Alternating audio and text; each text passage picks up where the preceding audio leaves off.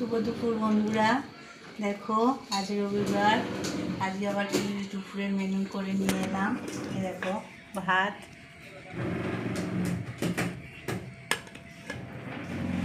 লাল শাক ভাজা, পোস্ত সরিয়ে, এটা হচ্ছে বক ফুলের বড়া।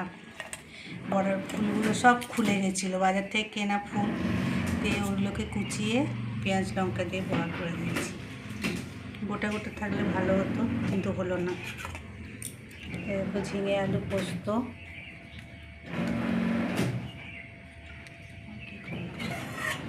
এরকম বেগুন দিয়ে ইলিশ মাছ, বেগুন কাঁচা লঙ্কা, কোনো মশলা নেই, শুধু নুন হলুদ।